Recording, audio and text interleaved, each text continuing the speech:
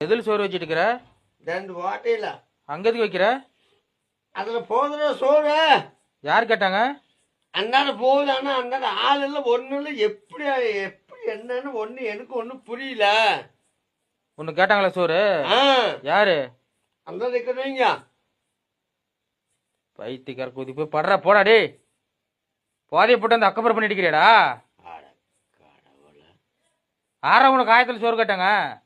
கொடுத்ததுனால தான்டா கொடுத்து. யாரு கேட்டாங்க? கேட்டதுனால தான்டா கொடுத்தோம். சரி யாரு கேட்டாங்க? அந்தாண்ட இந்த இதை கேட்டாங்க. ஆனா அந்தாண்ட ஆள் இல்லை, ஒன்றும் இல்லை.